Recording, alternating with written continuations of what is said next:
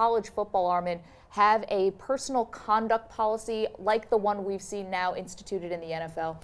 I don't think so. I think the more rules you have in big-time college sports, the worse things get at this point in time. But that's not to say that each individual program should not have a set of standards that is in many ways beyond what might be accepted for the normal student athlete, because these are in many ways the faces of your school. So I know at Alabama and programs like that, you do not want to be sitting outside in a chair outside Nick Saban's office more than once.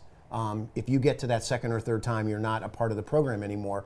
And I know that Jeff, certainly with BYU and the other programs that we were involved with in the book, I think when it comes to this kinds of thing, domestic violence, sexual assault, particularly those two, there should be absolutely no second chances. These are easy calls for the schools too. They already have rules in place to deal with this stuff.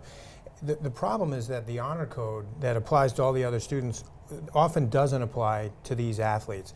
Winston's just a glaring example of that, but you could look at lots of programs where the honor code just wasn't applied the way it would have been if these guys weren't star athletes.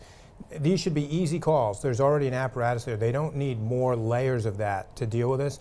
They just need to treat these guys the way they would treat other people when it happens. Should be easy calls, but when you get star players and money involved, it's never an easy call. It's never an easy. I mean, Jeff is one of the premier experts in the country on sexual assault. I just did a story of a sexual assault on the University of Montana's campus involving the alleged attack by 4 players on one young woman, and I was so upset about not only what happened to this young woman, but how the school handled it and how the local prosecutor handled it. It was a case study in my mind, of what not to do. And that's what happens when you have, as we've found out in the book many times in our other previous reporting, you have big-time athletes and big-time programs, and you have one woman's voice. It's oftentimes a cry in the wilderness.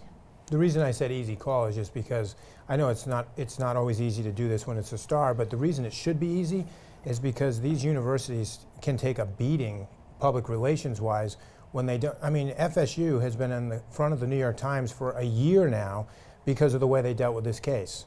It's been terrible for the school. I mean, I don't know what that's costing them, but they would argue that another trip to a national title game and perchance winning that title again could take away all that negative what the calculus publicity. Is. Yes. They're weighing the payout for these schools now has tripled.